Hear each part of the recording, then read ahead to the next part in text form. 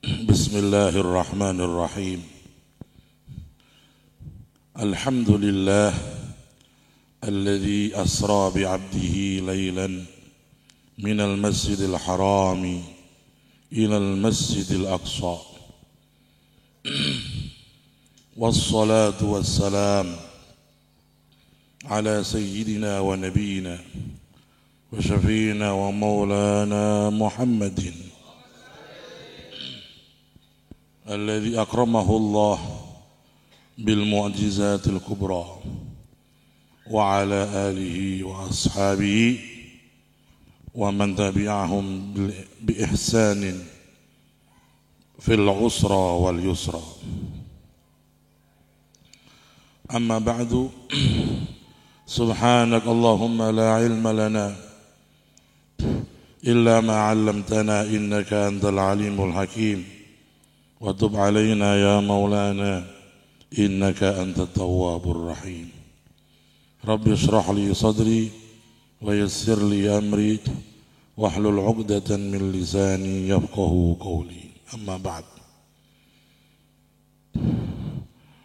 Bapak Ibu, para hadirin hadirat rahimakumullah, wabil khusus para bini sepuh, terlebih lagi takmir masjid Baitul Jannah dan juga panitia penyelenggara peringatan Hari Besar Islam, para tokoh yang hadir, para asatidz, para ustadz yang rawuh semuanya. Izinkan saya menyampaikan salam doa untuk semua yang hadir. Assalamualaikum warahmatullahi wabarakatuh.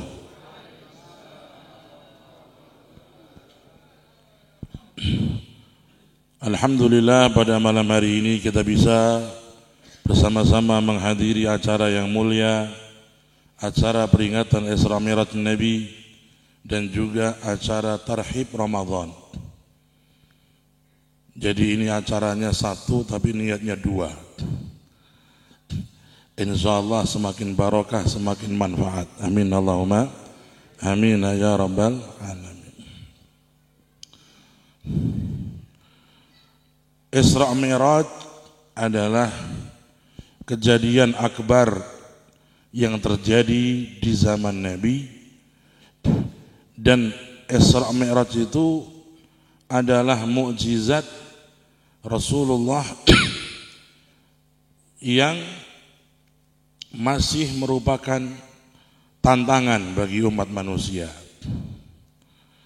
Setiap nabi diutus oleh Allah memiliki mukjizat. Kenapa nabi dikuatkan dengan mukjizat? Ya, karena manusia itu banyak dari mereka tidak gampang percaya kepada kenabian. Nabi Nuh datang membawa agama Islam, membawa tauhid. Banyak dari kaumnya yang ingkar, tidak percaya. Maka Allah menguatkan Nabi Nuh dengan mukjizat. Adanya banjir yang menyeluruh di seluruh bumi, yang menghempaskan dan menghabiskan semua manusia kecuali 80 orang yang naik kapalnya Nabi Nuh alaihi salam.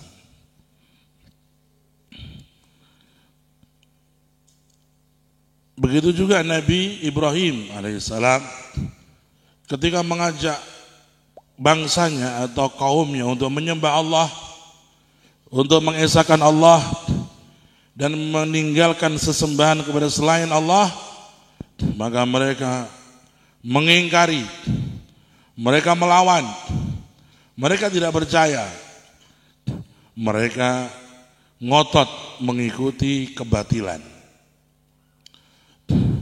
Maka Allah memberikan mukjizat kepada Nabi Ibrahim ketika beliau dilemparkan ke dalam api dan beliau tidak terbakar sedikit pun bajunya maupun badannya alaihi salam.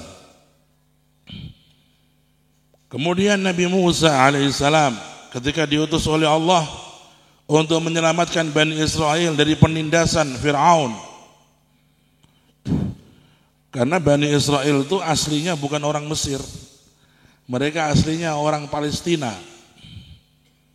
Mereka banyak hijrah ke Mesir di zaman Nabi Yusuf. Nabi Yusuf lebih tua daripada Nabi Musa. Ketika Nabi Yusuf menjadi orang besar di Mesir, Bani Israel banyak yang hijrah, imigran dari Palestina pindah ke Mesir karena posisi Nabi Yusuf yang terhormat di Mesir. Tapi kemudian Bani Israel yang di Mesir itu mereka banyak berbuat durhaka kepada Allah, banyak bermaksiat kepada Allah. Akhirnya mereka dikirim oleh Allah bala berupa Fir'aun. Fir'aun menindas Bani Israel dengan penindasan yang dahsyat. Lalu Allah ingin menyelamatkan Bani Israel dengan mengirim Nabi Musa sebagai Rasul. Fir'aun menantang, penghuni Mesir menantang. Mereka tidak percaya kepada kerasulan Musa. Maka Allah memberikan mukjizat berupa tongkat yang bisa menjadi ular besar. Tapi jangan lihat tongkat saya ya. Ini bukan tongkat Nabi Musa. Ini tongkat ayah saya. Nggak bisa jadi ular, tapi dia bisa ngusir ular. Ya lumayan bisa ngusir jin-jin yang masuk ke santri-santri itu. Kalau ada santri yang kemasukan jin, saya tutup pakai tongkat ini, jinnya kabur. Begitu juga nabi-nabi yang lain. Nabi Isa alaihissalam diberikan mukjizat oleh Allah bisa menghidupkan orang yang mati. Wa yuhyil mauta biiznillah. Setiap nabi diberikan mukjizat sebagai tanda kebenaran dari kerasulan mereka. Khususnya Nabi kita Muhammad sallallahu alaihi wasallam. Karena beliau adalah nabi terakhir dan tidak ada nabi yang setelah beliau lagi. Tidak ada lagi rasul setelah beliau lagi. Tidak ada nabi setelah beliau. Maka mukjizat beliau dijadikan oleh Allah abadi sampai hari kiamat, yaitu mukjizatul Quran. Termasuk mukjizat yang masih merupakan tantangan adalah Isra Mi'raj. Isra Mi'raj Bapak Ibu, perjalanan Kanjeng Nabi dari Mekah ke Palestina. Zaman dulu Mekah Palestina itu 1 bulan Bu. Zaman dulu Mekah Palestina 1 bulan pulang pergi naik onta. Kanjeng Nabi menempuh perjalanan dari Masjidil Haram Mekah ke Masjidil Aqsa Palestina nggak sampai 5 menit. Begitu cepat. Belum selesai mukjizat Isra, ada mukjizat yang lebih besar yaitu Mi'raj. Kanjeng Nabi Mi'raj naik ke langit. Langit pertama, langit kedua, langit ketiga, 4 sampai langit ke-7 tembus semua. Tanpa alat. Sampai ke Mustawa, sampai ke Arsy dan balik ke Mekah sebelum subuh. Ini semua tidak bisa masuk akal manusia. Ini tidak bisa dipahami dengan akal sehat. Ini yang berperan adalah hati yang yakin dan beriman. Maka kalau sudah menghadapi mukjizat, jangan kita mengedepankan logika. Akhirnya kita nggak percaya nanti. Mukjizat itu bisa kita pahami, kita yakini dengan hati yang yakin.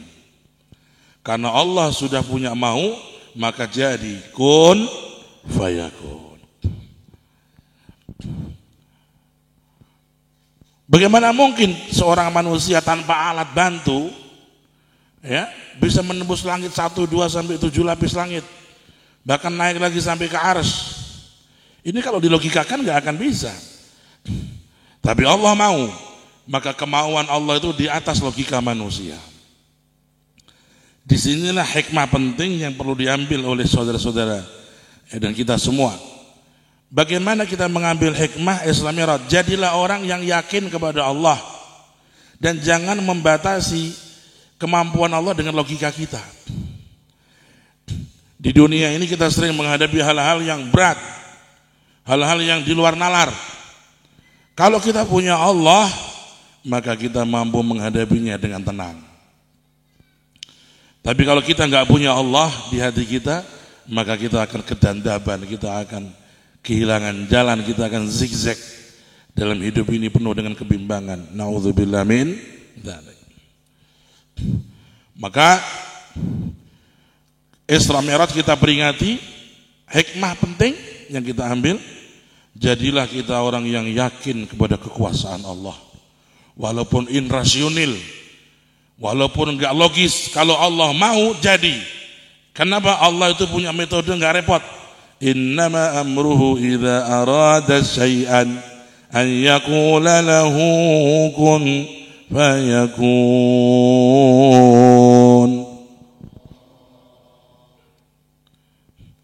Kalau kita ngelihat anak kecil main-main, kita kan mikir, iki anak kecil ono mboke ono bapake, jelas. Itu ilmu manusia, akal manusia begitu. Tapi Allah kalau sudah punya mau di atas logika manusia.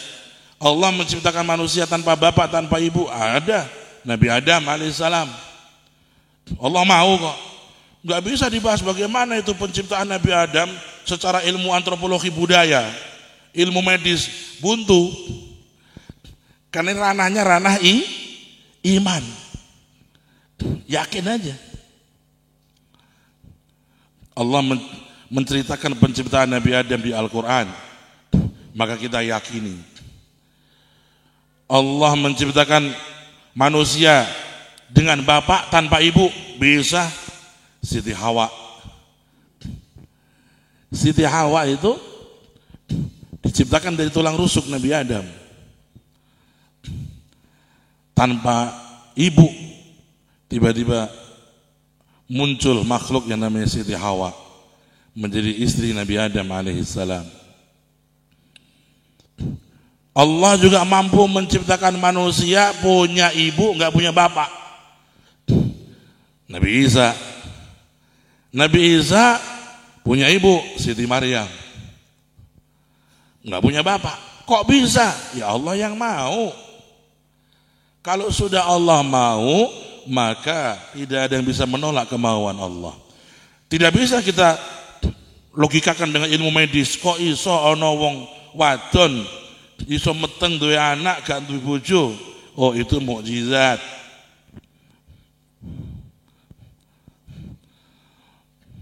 Siti Maryam punya anak tanpa suami, namanya mukjizat.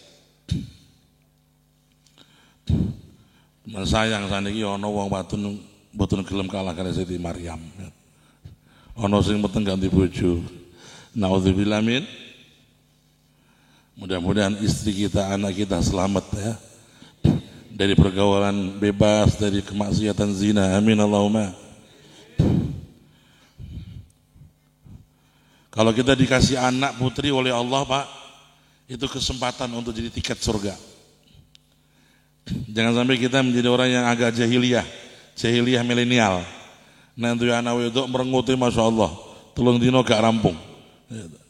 Justru anak perempuan itu di zaman akhir akan menjadi tiket surga.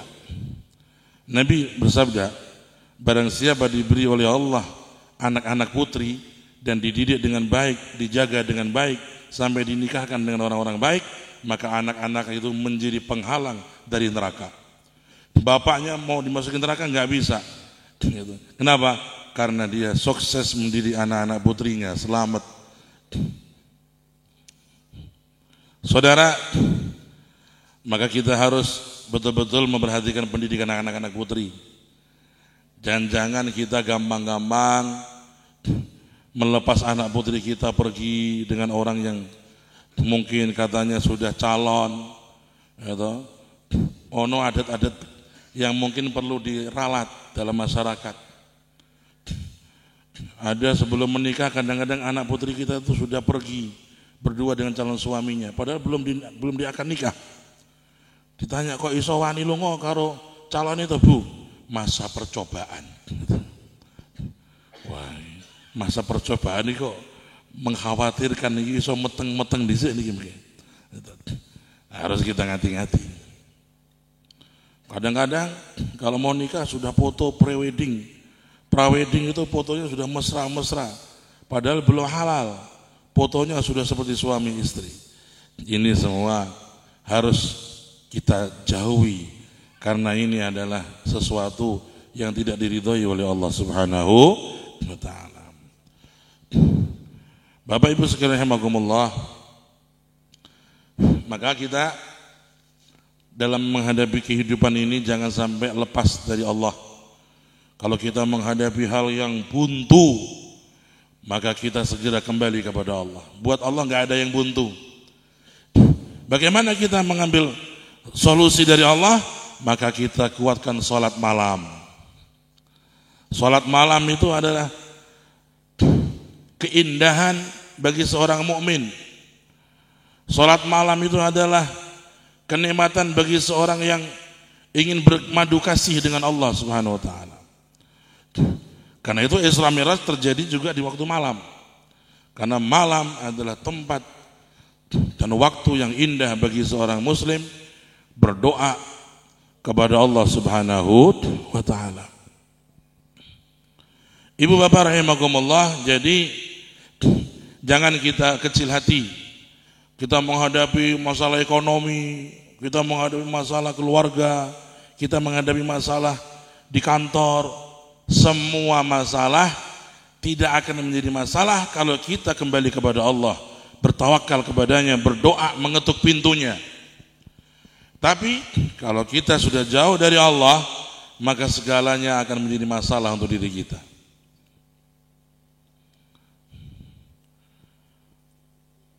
Nabi Allah Ibrahim alaihissalam ketika dilemparkan ke api, Namrud sudah mengatakan, oh Ibrahim mati, Ibrahim akan gosong, akan terbakar habis. Nabi Ibrahim membaca doa, hasbunallah wa ni'mal wakil. Hasbunallah wa ni'mal wakil. Cukup bagiku Allah, dan dia sebaik-baik tempat untuk berserah diri. Diceritakan oleh Nabi doa ini bukan untuk sia-sia, supaya kita itu kalau menghadapi masalah baca doa ini. Perbanyak hasbunallah wa ni'mal wakil. Kalau kita punya masalah apapun, Nabi Ibrahim dilempar ke api, masalah yang paling besar itu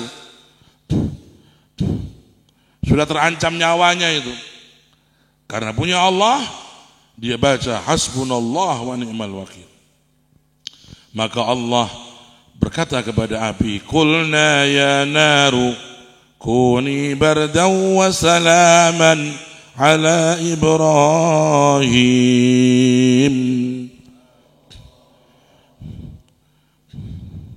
Hai api, jadilah engkau dingin dan aman untuk Ibrahim. Yang tadinya api itu membakar jadi dingin. Yang tadinya api itu sifatnya mencelakai menjadi nyaman dan aman untuk Ibrahim alaihissalam. Kenapa? Allah yang mau kun fayakun. Orang kata sekarang kita ini menghadapi krisis. Memang betul kita banyak krisis sekarang. Krisis ekonomi, krisis macam-macam kita alami. Tapi sebenarnya krisis-krisis ini tidak ada yang lebih besar dari krisis iman. Kita kehilangan Allah. Kita kehilangan doa-doa yang harus kita baca untuk mengambil pertolongan Allah, untuk menyongsong pertolongan Allah. Maka kita memperingati Isra Mi'raj ini kembali kepada iman kita. Jangan gentar menghadapi dunia. Jangan kita putus asa menghadapi ujian dunia. Jangan kita merasa pesimis menghadapi gonjang-ganjing ekonomi atau masalah-masalah keluarga. Kembali kepada Allah. Hasbunallah wa ni'mal wakil. Perbanyak di malam hari kita baca 40 kali. Hasbunallah wa ni'mal wakil.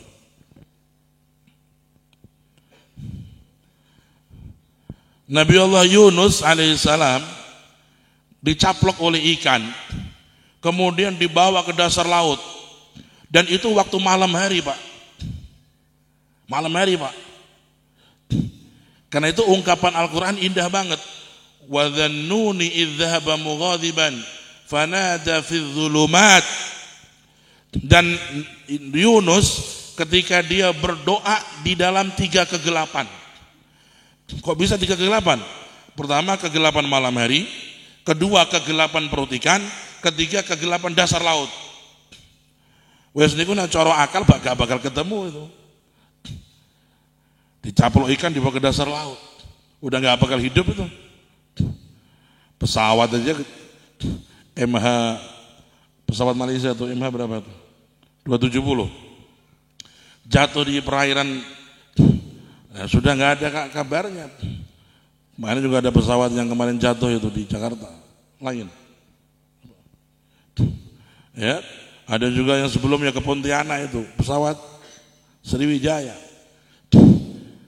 Manusia punya keterbatasan. Dari kalau Allah sudah kita panggil dengan namanya, Nabi Yunus dibawa oleh ikan ke dasar laut. Udah nggak bisa ada harapan selamat, udah mati.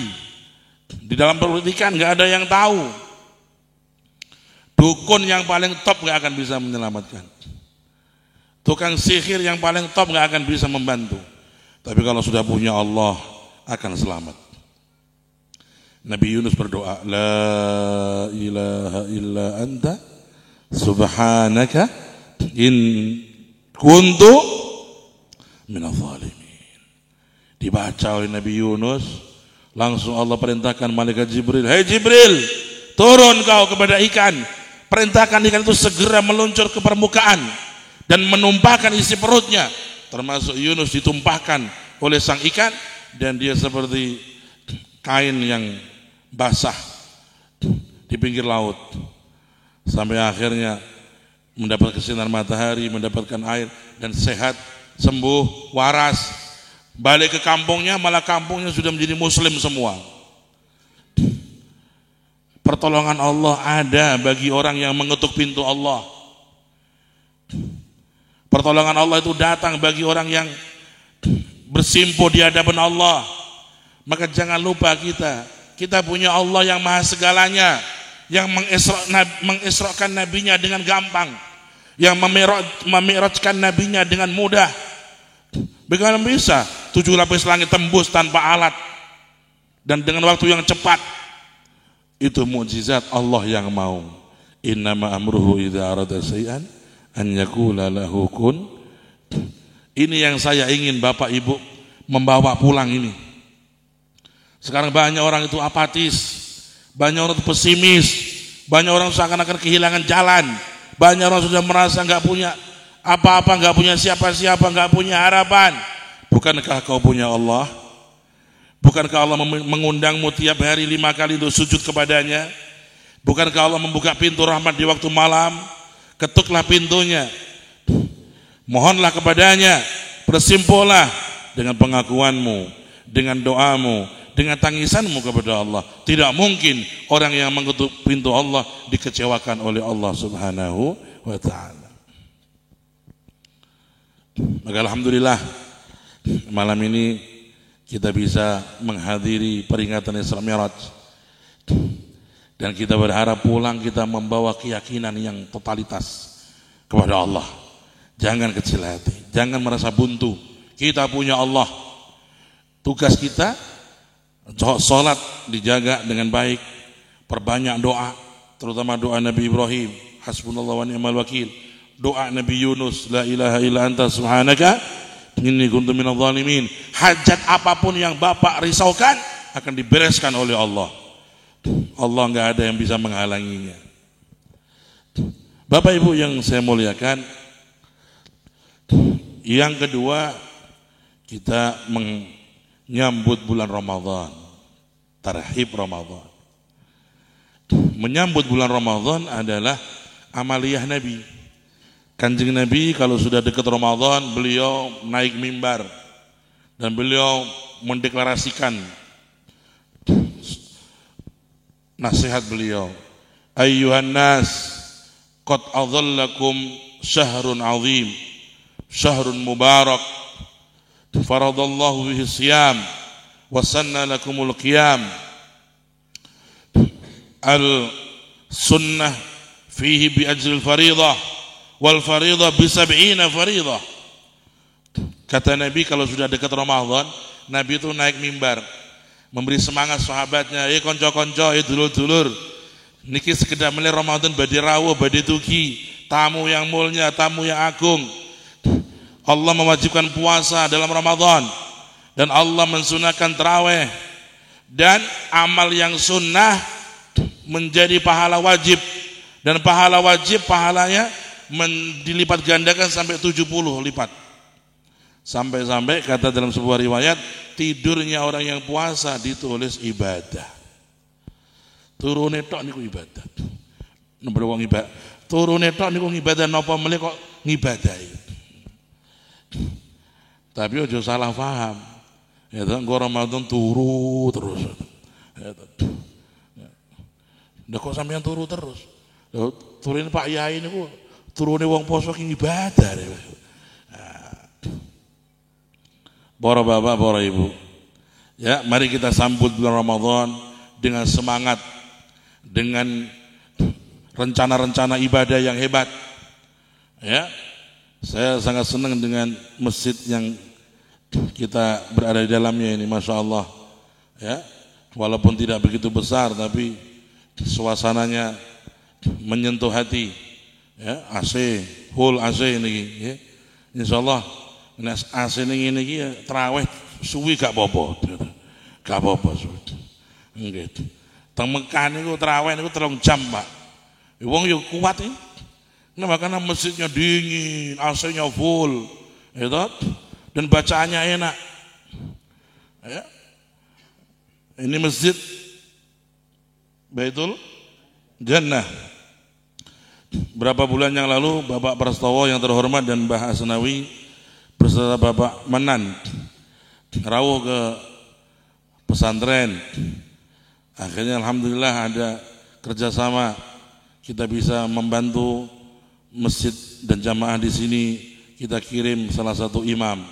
Mudah-mudahan manfaat dan barokah. Jadi Ramadan ini kita semangat, Pak. Saya tidak mengatakan hayu kita tarawih kayak di Mekah 3 jam insyaallah sing jamaah bubar niku gitu. Tapi kula niku menyarankan tarawih itu dibikin yang nikmat dan enak. Kita kalau makan kepingin enak, kita kalau minum cari yang nikmat. Sholat itu juga ada nikmatnya, ada enaknya. Maka kita kalau sholat tarawih itu cari imam yang bagus bacaannya, dan juga tidak terlalu cepat, tidak terlalu lama. Terlalu cepat kasihan yang sepuh-sepuh, terlalu lama kasihan yang muda-muda. Maka yang paling baik sedang-sedang saja, disepakati oleh semua jamaah bagaimana caranya sholat ini bisa nikmat kita jalankan bersama-sama dengan berjamaah. Amin Allahumma amin ya rabbal. Kula riyen nate niku duwe pengalaman niku, Pak. Kula mantuk saking Mekah Madinah tahun 2000, saya pulang dari Mekah Madinah. Saya karena terbawa oleh suasana Mekah Madinah, saya ngimami. Teng mriku Purwodadi. Salat saya kebet 1/2 juz. Gitu. Niku bar tarawih niku tiang-tiang sepuh niku udah matur kali abah kula. Wah, Mbah Yai, boyok kula kumat. Niki putra jenengan ngajak perang niku wau. Salat dawa niku koyo ngono kuwi. Koyo dianggap Mekah wae. Wah, nang ngene carane kula mboten kiat kula. Kula tak pindah masjid mawon. Matur kali romo kula. Nah, kula ditimbali kali abah kula. Ngene. Wong nek dadi imam ki yo ndelok makmum. Nek durung wayahe didawa-dawake ya aja didawa-dawake. Itu. Sing kaya biasane wae. Rada cepet. Akhirnya kula niku malam kedua ketiga saya percepat Pokoknya kulhu terus gitu. Estu, itu pokoknya angger nurian teng kajen niku, kula mondok teng kajen imut, kiai-kiai riyen niku nek tarawih nggih pokoknya kulhu terus. Rakaat kedua tuh kulhu terus.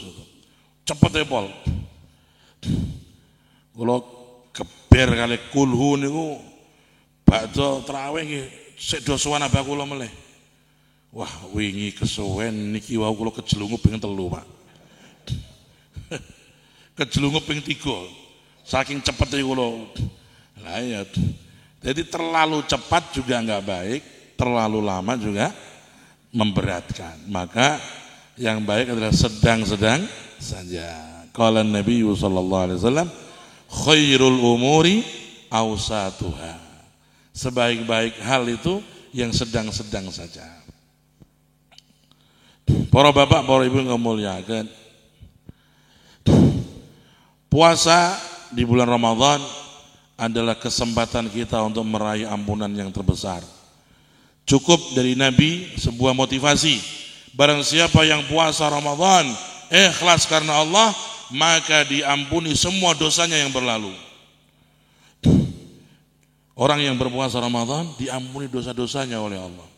Bahkan salah satu keistimewaan ibadah puasa Ramadan, tidak ada yang tahu pahalanya kecuali Allah.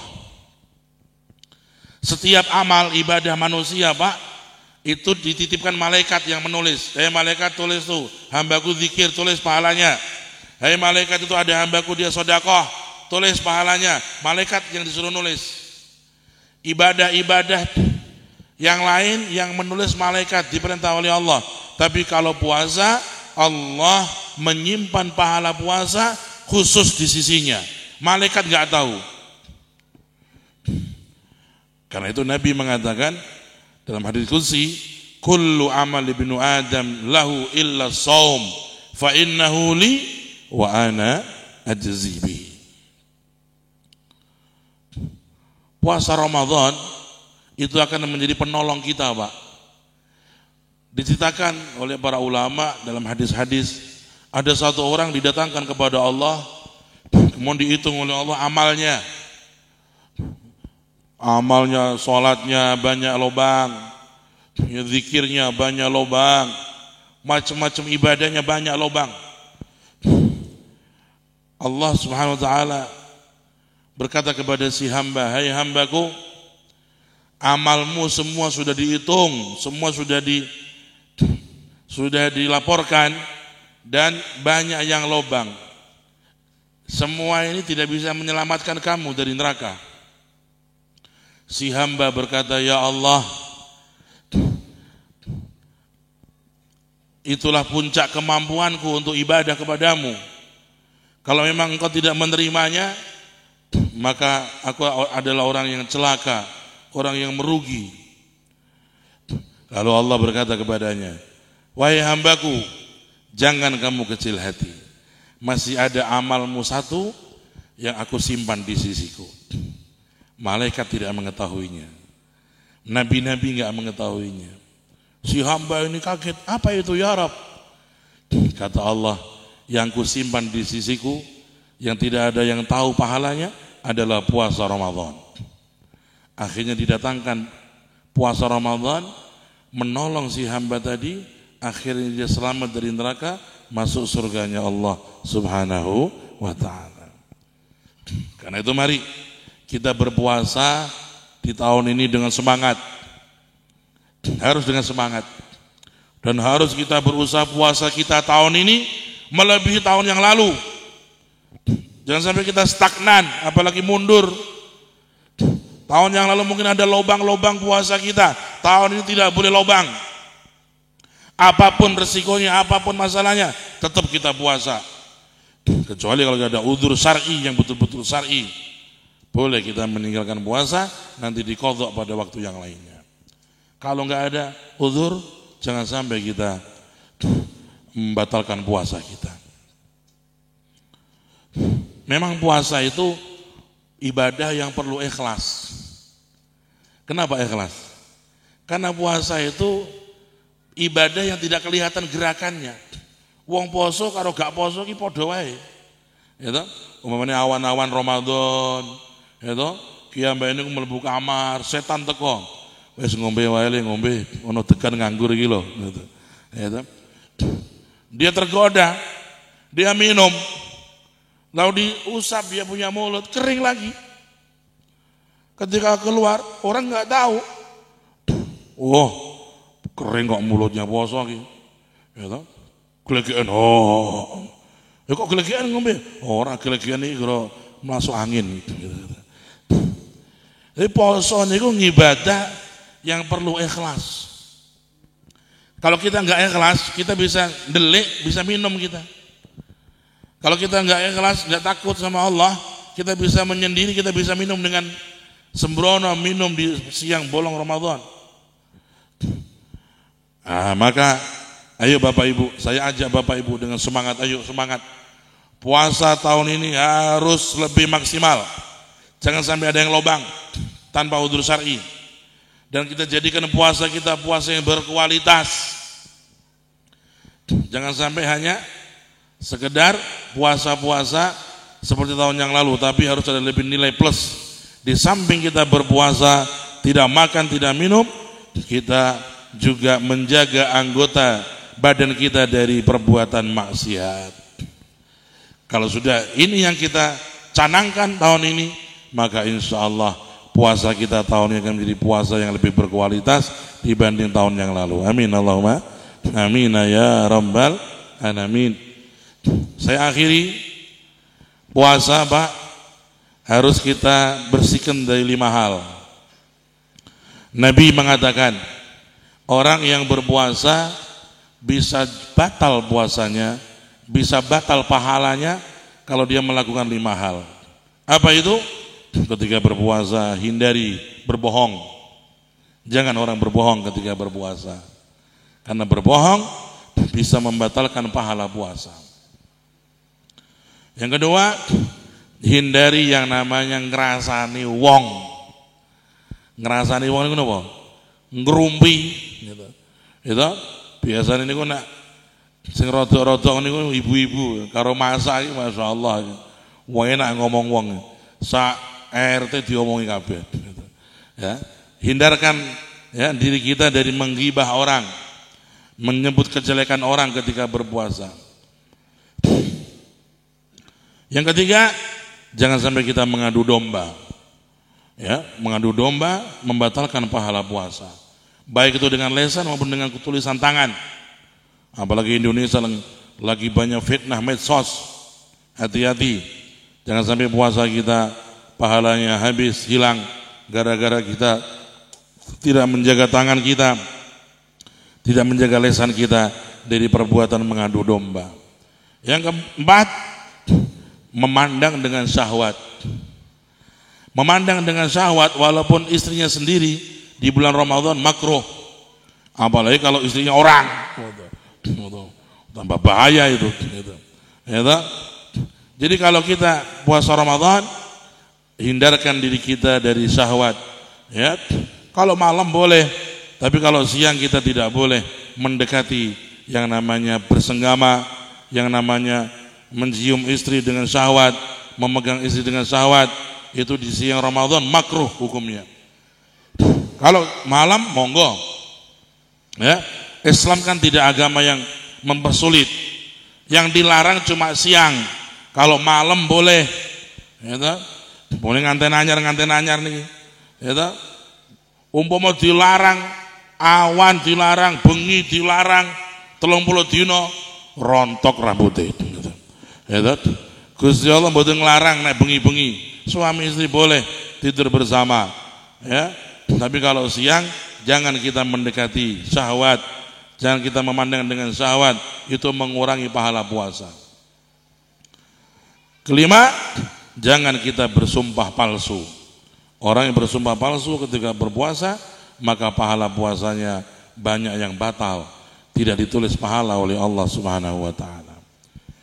Bapak Ibu, ya, inilah sekelumit yang saya sampaikan di majelis yang mulia ini, dan saya alhamdulillah malam ini senang bisa bersilaturahim ke jamaah Masjid Baitul Baitul Jannah, ya. Alhamdulillah senang banget, ya. Dan tadi saya sudah bersilaturahim ke rumah Bapak Prastowo, ya, dan juga bersilaturahim dengan para tokoh, ya.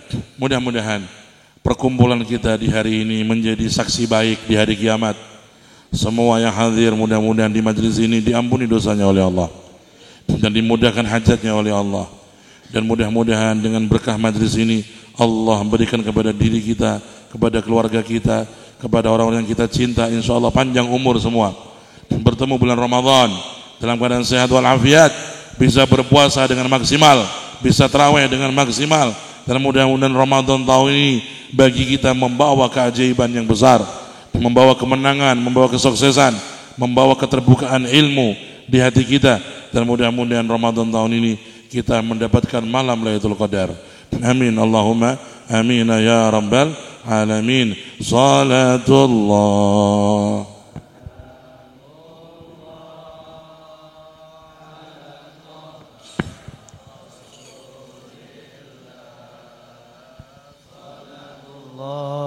salamullah ala yasin habibillah. Salatullah salamullah ala yasin habibillah.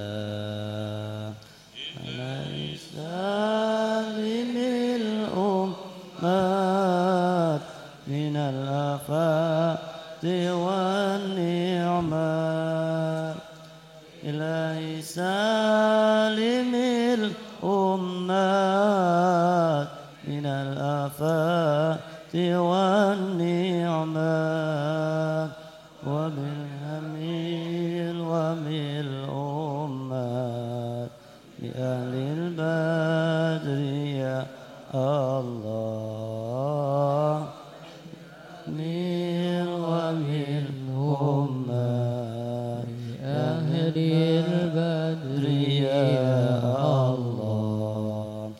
Salatullah salamullah ala taha rasulillah. Salatullah salamullah ala yasin habibillah. Salatullah salamullah ala yasin habibillah. Tawassalna bismillah wa bil hadi rasulillah. Tawassalna bismillah wa bil hadi rasulillah. Wa kulil mujahidin lillah ya badri ya Allah. Kulli mujahidin lillah bi ahlil badri ya Allah. Salatullah salamullah ala taha rasulillah. Salatullah salamullah ala yasin habibillah. Salatullah salamullah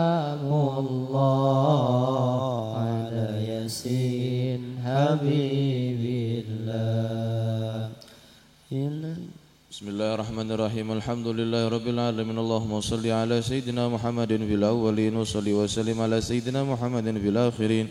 Wa shalli wa sallim ala sayyidina Muhammadin fi kulli waqtin wa hin. Wa shalli wa sallim ala sayyidina Muhammadin wa ala alihi wa sahbihi ajma'in.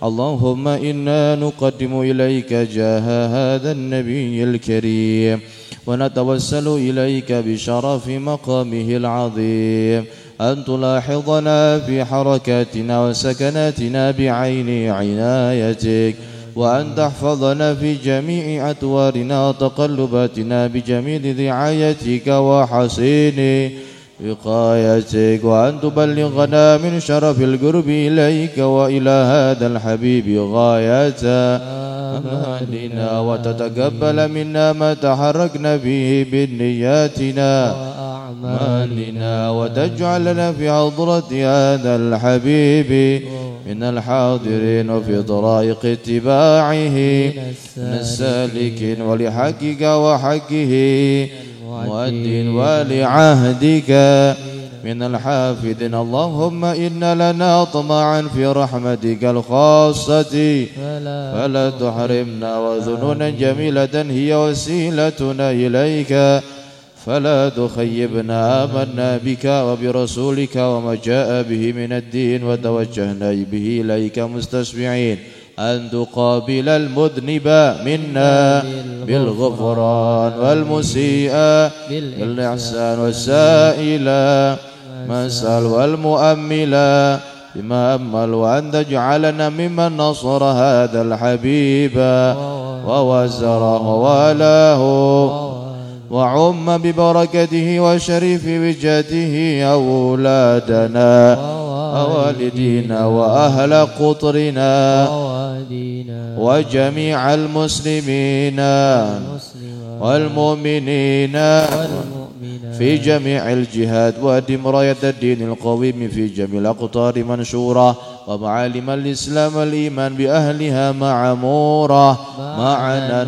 وصورة، واكشف اللهم كربة المكروبين، وقضي دين المدين، واغفر للمذنبين، وتقبل توبة التائبين، وانشر رحمتك على عبادك المؤمنين أجمعين، واكفي شر المعتدين والظالمين، وبسط العدل بولاة الحق في جميع النواحي والأقطار، وأيدهم بتأييد من عندك ونصر على المعاندين من المنافقين والكفار، واجعلنا يا رب في الحصن الحصين من جميع البلايا، وبالحرز المكين من الذنوب والخطايا، وأدمنا بالعمل بطاعتك والصدق في خدمتك قائمين، وإذا توفيتنا فتوفنا مسلمين مؤمنين، وختم لنا منك بخير أجمعين. وصل وسلم على هذا الحبيب المحبوب للأجسام الأرواح والقلوب،